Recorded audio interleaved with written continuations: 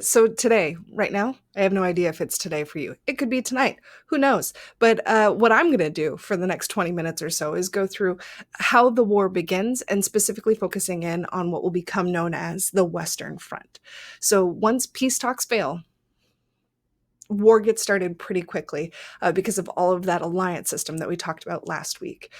So if you'll remember, June 28th, Franz Ferdinand assassinated. Austria responds. Serbia says no. And then the negotiations officially fail when Russia, of all people, starts to mobilize their troops. So go ahead, take a moment, refer back to, like, pause the video if you have to, and go back to your notes. Why do you think Russia is mobilizing their troops? Why are they getting their soldiers ready to move towards the border to defend their country? You're totally right. It's because of their alliance with Serbia. There we go. So on July 31st, after the ultimatum is denied by Austria-Hungary, Russia starts to mobilize. And when Russia mobilizes, Germany tells Russia to stop. Russia doesn't stop. So Germany officially declares war on Russia. And now we have the triggering of our alliance system. And we see that once Russia has war declared on it, both France and Belgium start to mobilize, kind of preparing for war because they seem to know what's going to happen next. So here we have a joke article. This wasn't a real newspaper, but it is, well, funny, almost accurate. We're going to see that within 1 week, all of the major European empires get involved in the war. So from July 28th through August 6th, we have Austria-Hungary, Germany, Russia, France, and Britain all get into the conflict and officially declare war. By the end of that first month, we have the majority of Europe officially at war with each other. So, Germany had a super, not very secret plan for how they were going to handle that two-front war that they were going to have to fight. If you remember, Russia's on the eastern side of Germany, and then on the western side we have France. And because they're in an alliance together called the Triple Entente with Britain, Germany has to have a plan for how they're going to handle fighting on both sides. And so the plan was the military strategist named von Schlieffen came up with the plan, and his plan was attack France so fast that Russia doesn't have enough time to mobilize their troops. Basically, military strategists had come up with this idea that it would take Russia about 6 weeks to be fully prepared for war. So from July 31st, Germany had 6 weeks to kind of defeat France. And their plan was, which, they had done before with the Franco-Prussian War. You remember when Prussia invaded France all the way to Paris and then set up a siege around Paris. And then the people in Paris got so desperate for food, they ate the elephants. So it wasn't like Germany's plan was to do the unbelievable. Like, they were just like, let's do that again. Although this time they weren't going to necessarily attack in the same way as before. So prior to, in the Franco-Prussian War, they had gone through this region, Alsace-Lorraine, and fought that way. But because they had fought a Franco-Prussian War, there was a good idea that that was where France was going to send all of their support troops to defend themselves. So the von Schlieffen plan was invade Belgium, who had been neutral since they became an independent country, invade Belgium, and then attack from the north, which was a plan that France would never see coming. And so in this plan was, I think, like the late 1880s is when the plan is developed. You could literally pause and Google and find out whether I'm right or wrong right now. Let me know either way. Cool. So then the plan had been around for a while. This is Germany's opportunity to actually use it. And so Germany officially invades Belgium and expects them to kind of let the army march its way through so that they can attack Paris and have this war kind of end relatively quickly. Although when Belgium starts to see German soldiers marching on the way through, turns out that they're not super okay with Germany just invading them, especially because, like, Germany says a letter that says, like, hey, we want to walk through, and Belgium says a letter back that says, like, please don't. Like, we'd really appreciate it if you just leave us alone. We kind of like being neutral. And then Germany's like, ooh, too bad. We had plans. We need to use your roads and your bridges and your railways. Belgium's like, cool story about that. We're going to blow up the roads and the bridges and the railways. So what you going to do now? And then Germany's like, well, we're an army. We're going to do what an army does. So Belgium ends up fighting back pretty hard, even though they have an army that is 1/10 the size of Germany. And this fighting ends up taking a pretty dark turn. Germany views all of this resistance by the Belgians as illegal activity, and so they take to, especially like the blowing up of the bridges and the railways, because it's slowing the progression of the German army. And what happens if the German army fails to attack France fast enough? That's right. Russia is going to get to mobilize, and then Germany's going to have to divide its forces and fight on both the east and western borders. And that's not going to be a good win case scenario for Germany. So they need this to happen quickly. And here's Belgium putting up a pretty big fight, even though they're fairly small, and that's not super great for Germany. And so they view all of these efforts to kind of slow the German military down as illegal, and they start shooting the people who they view as responsible for those acts, which they consider to be like pretty aggressive acts. So we have a British political cartoon here, where you can identify the human who is representing the German military via the sausages, which is great. And then we have Belgium portrayed as a young boy. Yep, saying no thoroughfare. It takes almost a month for Germany to actually take control of Belgium, and in that time, Russia's mobilizing, which means Germany's got like 2 weeks to defeat France in order for them to avoid a two-front war. The reason that it takes Germany a month to take control over Belgium is because Belgium, while neutral, hasn't been doing nothing for the past, 100 years. In fact, they've been building forts, these giant concrete forts, just in case they ever got invaded. Because, when you're in between Britain, France, and Germany, you plan for a worst case scenario in which they're all fighting each other and you're the territory that they're fighting on. And so they built these really large bunkers, and the Battle of Liege, which is our first official battle in World War One, ultimately only lasts 11 days, pretty fast, and ends when the last fort you can see here has to surrender. And so a couple months later, we see that 95% of Belgium is under German control, except for a really small area around Ypres, which we'll come back to. So how do you destroy a giant concrete bunker? That was a good question. I'm glad you asked it, because here's the answer. You have a howitzer. Yep. Or as the Americans will come to call it, Big Bertha. And so it's a 42 centimeter howitzer, which means that it has shells that are, about yay big. And they are specifically designed to destroy these kind of concrete fortifications that have been built throughout the 1800s. It can fire a whole one bullet per hour, or 10 bullets per hour. So that's one bullet every 6 minutes. It's actually a pretty fast reload time when you think about the fact that each bullet weighs a ton. And the bullets are able to travel about 10 kilometers, or roughly 6 miles. So if you're in Northwood right now and I'm in Woodbridge, it's basically the distance from me to you. You're not necessarily going to see that coming, but at the same time, if you can throw a 1-ton metal bullet that far, is going to make a pretty big boom, which we can see here in this pretty destroyed concrete fort.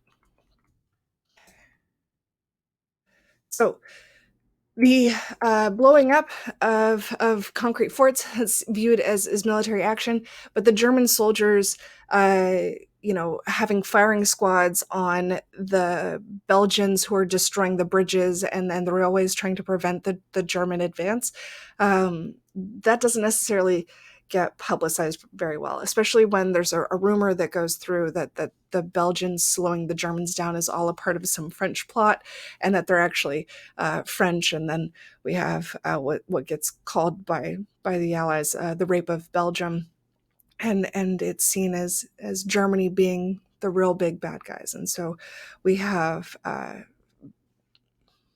German soldiers killing civilians,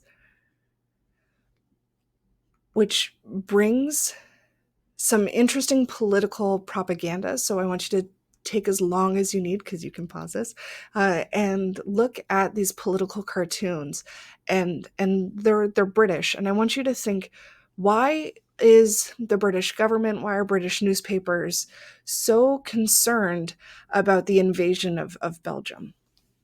Go ahead and take a guess.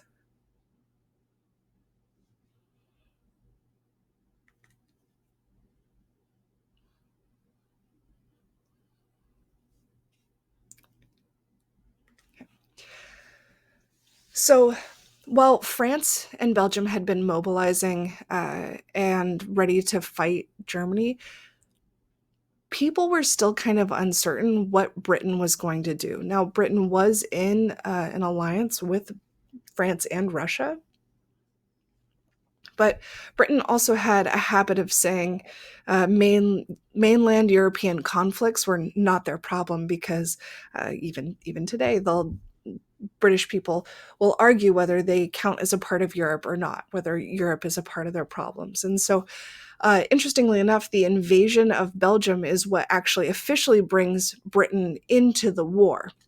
And that's because uh, Belgium had signed, or Britain had signed, something called the Treaty of London, which was all the way back in the early 1800s, and it was between England and Belgium, and it was a promise from England to Belgium to protect Belgium's neutrality, because when Belgium became a newly independent country, there was a lot of concern that it would become kind of a stomping ground for France versus England, or for Germany versus England, or for literally anyone versus England, that Belgium would be the through land. And so Britain said that they would be willing to support the neutrality of Belgium, so that Belgium doesn't join in anybody and then, invade England. And so this small scrap of paper, because that's all they have left of this 100-year-old treaty, nearly 100-year-old treaty, ends up being the reason that Britain joins the war. And there's a huge debate in Britain at this point of time as to whether they have to honor this treaty. Because can you imagine if the U.S. signed a treaty in the 18 or in like 1930, and then today soldiers were asked to go fight to honor that treaty? It wouldn't necessarily be a for sure, like, we have to go. And so there's a lot of different public opinion about whether Britain actually should get involved in what is looking like a France, German, Russia war. And so that takes us back to this propaganda, which is really trying to get people to believe in a very specific, or trying to sway public opinion, so that we have more support for Britain getting involved in the war. So on August 4th, 1839, there we go. August 4th, England officially declares war on Germany and joins the war. When England joins the war and France is given that month where Belgium is putting up a fight, England and France are able to get ready for the battle that is to come, and they're able to set up defenses. And because of that, Germany is not able to, within 6 weeks, just swoop in and capture Paris, which means the Schlieffen Plan ends up being delayed, and Germany is forced into a two-front war. Okay, so to connect where we just were to where we're going to go, I want you to ask yourself this question. Why do you think countries like Britain were looking for any reason they could to join the war? Think about all the way back to the main causes. And this is an illustration showing the crisis that is the July crisis, and it kind of goes from June 28th all the way to August 2nd with the invasion of Luxembourg and Belgium. Take a moment. Here we go. Moving on. So now that Germany has officially invaded Belgium, they're now moving into France. We have the Battle of the Frontiers. So we have the Western Front and the Eastern Front, as Germany is now forced into, and Germany and her allies are now forced into a two-front war. So we're going to focus in on the Western Front for the majority of this. We'll talk about the Eastern Front a little bit, but it's going to be the main theater of this war. And the first thing that we need to notice is that there's a name change, as the Central Powers, which had formerly been called the Triple Entente, gain a new ally, lose an old one, and change their names. So Austria-Hungary and Germany, these are the dates that they enter the war, as well as the Ottoman Empire. On August 2nd, the Ottoman Empire signs a secret treaty with the Central Powers. They officially declare war by the end of October, giving themselves a couple months to get ready for fighting. You'll notice that there's a country missing here that was a part of the Triple Alliance, but is no longer a part of the Central Powers. That's Italy, and that's because Italy had joined the Triple Alliance to make themselves stronger against France, but before the outbreak of war in World War I, Italy signs a neutrality treaty with France, saying that as long as France doesn't do anything to invade Italy or any of her territory, Italy and France are going to be totally fine, and Italy won't actually get involved in wars between France and Germany. And so Italy's out, and it's Austria-Hungary and Germany, and then the Ottoman Empire comes in. So go ahead and take a look and notice where they are on the map. Bulgaria, which is represented on the map with the letters BG, are going to join in October as well. But what do you think? Make a prediction. What kinds of problems are the Central Powers going to have based on where they're located in Europe? So some of the advantages that the Central Powers have is that they are centrally located, which means that they have a geographically connected alliance. Like if Germany wants to move troops from Germany all the way through Austria-Hungary, they don't have to march through enemy territory, which is pretty nice. We also know that Germany has spent the past 50 years or so really industrializing, which makes them the world's largest army and pretty formidable, as well as Germany has spent all that time in industrialization. And so they have the ability to not only have a lot of soldiers, but to give all those soldiers a gun, which is more than some other countries in this war can do. We see the Triple Entente change its name as well, and it just becomes known as the Allies, in part because there's way more than three, and also because they win. But the Allies become mainly Russia, Britain, and France. And then we also see smaller nations like Belgium, who doesn't really get a choice in joining the war, they just get invaded.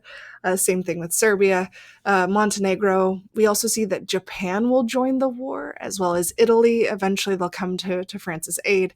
Portugal, who ends up, again, not having much of a choice, Romania, and then the US is going to join the Allies all the way in 1917, 3 years from now. The Allies have the advantage of the world's largest navy because of Britain. And then we also see that they have the most people, not necessarily soldiers, but people because Russia. And if you remember all the way back in the imperialism unit, Britain and France have been competing for the past 100 years to control a lot of colonies, which means that they have a lot of access to raw materials, or they have access to a lot of raw materials. And those colonies are also going to be able to supply them something other than raw materials. Can you take a guess? Yeah, it's soldiers. They're gonna call up soldiers from all of their colonial possessions and send them off to fight in their war. The last is a strategic advantage. Then that's located again on the map because we have England and France on the western half of Germany and then Russia on the eastern half. The Allies have the advantage of forcing the Central Powers into a two-front war. So on the Western Front, we see one of the first really big battles is called the Battle of the Marne. This one lasts, I'm going to do some math. Here we go, five days? Not very long, a week. And in part, the battle happens so quickly because both sides are thinking that it's going to be a pretty fast fight. And when they actually start shooting at each other with this new weapons, the new technology that they'd been developing for the past, 40 years or so, they realize that it's not going to be a quick fight. And this is the beginning of what will become a stalemate, where both sides are fighting as hard as they can, but neither side is winning, and neither side is giving up territory, which kind of just puts the war in a perpetual state of it's going to keep going for forever. This first battle in 5 days ends up having 300,000 casualties. It's roughly the population of the city of Irvine. In 5 days, the city of Irvine, or the people equivalent of the city of Irvine, are gone.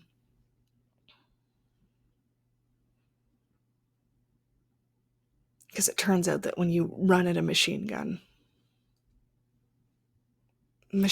gonna win. And so we see military tactics change as the main strategy becomes a good defense. Because you remember in the 1800s, the best battle strategy was a good defense is a swift and fast offense. Well, a swift and fast offense here is going to lead you to 300,000 casualties. And so we see battle tactics change as we move into what will become known as trench warfare. But here we have an early on trench dug. You can see that it's dug down below the ground level. And so they end up having to build kind of these thatched walls to hold back the earth so it doesn't just become a giant mud puddle. And both sides expect this war to be over really fast. In fact, many soldiers join the war effort thinking that they'll be home by Christmas. And it's in December that they realize just how wrong they are.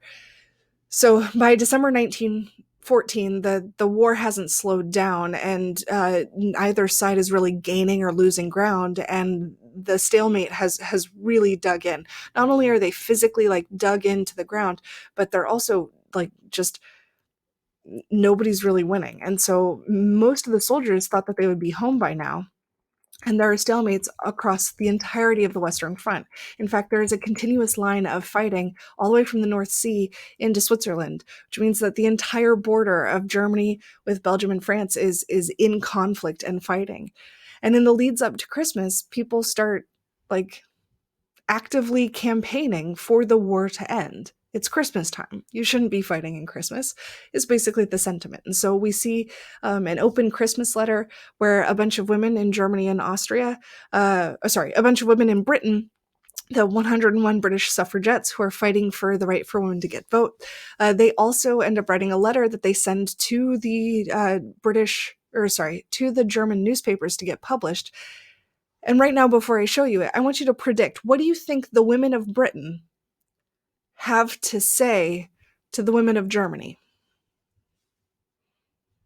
Remember, fighting starts in August, and we're seeing huge casualty numbers. And that 300,000 people who die in the Battle of the Marne, they're almost exclusively 18 to 25-year-old boys. Here we have a bunch of moms writing a letter to the enemy. What do you predict they're going to say?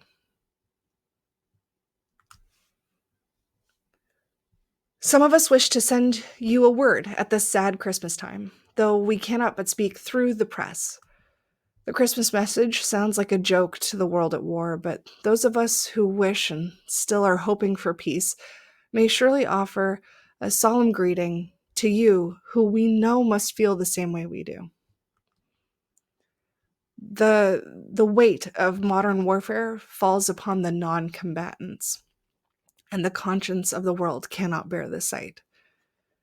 Because it's not just the soldiers who are losing something here as the war has dragged on for months.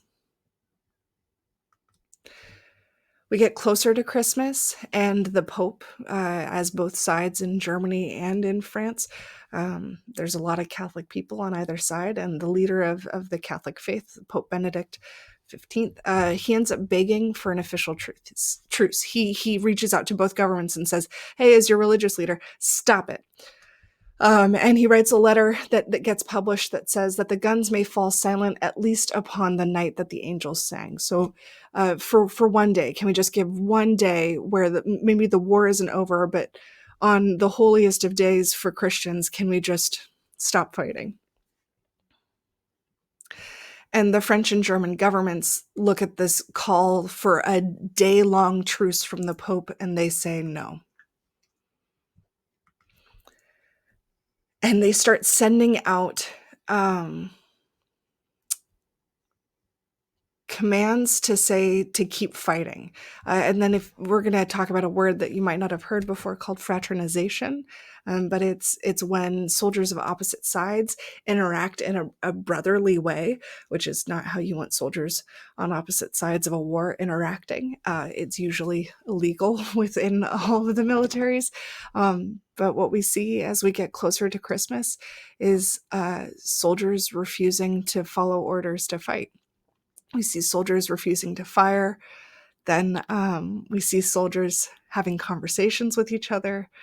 And then we're going to talk a little bit more about this in just a moment. But on Christmas Eve, because the soldiers are like, I don't know, they're a bunch of 18-year-old boys. Like, can you imagine if you were stuck in a ditch, like a dirt ditch that you probably dug yourself, and it's Christmas, and you thought you would be home by now, and you're surrounded by other 18-year-old boys? And this early on in the war, they didn't actually, they're going to change their policy later, but they thought that soldiers would fight better if they were with people who were from the same town. That, like, you would fight harder if you were defending your classmate and neighbor than if you were just defending some other soldier wearing the same uniform as you. And so you were probably in the trench with like your entire graduating class worth of boys. And so you're stuck and you're tired and you wish you were home and you're cold and you're miserable. And so what do? You put up Christmas trees and Christmas decorations that you make yourself, and you light candles and you start singing songs. So along the Western front, we see pockets where German soldiers, rather than shooting at the British soldiers, the French soldiers, they start singing Christmas carols. Which, while the language might be different, the music is largely the same. And so what do you think the soldiers on the other side end up doing? They sing them back.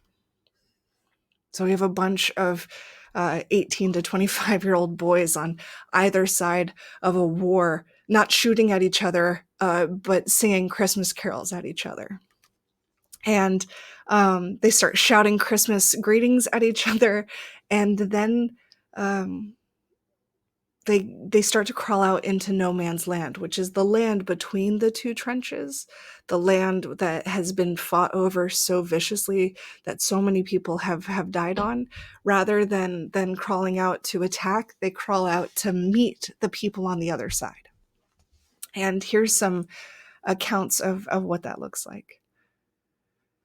So Captain Robert Patrick, who's a British soldier, he ends up saying that on Christmas Day, they're having an extraordinary Christmas, that there's a sort of unarranged and quite unauthorized, but perfectly understood and very scrupulously observed a truce that exists between us and our friends in the front. When he says our friends, he's talking about the enemy soldier. The funny thing is, it only seems to exist in this part of the battle line. On our right and left, we can hear them firing away as cheerfully as ever. The thing started last night, soon after dusk, when the Germans started shouting "Merry Christmas, Englishmen" to us. Of course, our fellows shouted back, and presently large numbers of both sides have left their trenches, unarmed, and met in the debatable, shot-riddled no man's land between the lines. Here's the agreement, all on their own, came to be made that we should not fire at each other until after midnight tonight. The men were all fraternizing in the middle. We did not let them too close to our line, and swapped cigarettes and lies and the utmost good fellowship, and not a shot was fired all night. It goes so far that on Christmas Day, there are reports of this like unauthorized Christmas truce where soldiers from opposite sides like gave each other haircuts. They traded photos of their family, pieces of their uniform, food, and things that had been sent from home. But for one day, they were all just a bunch of cold teenagers who wished they were somewhere else.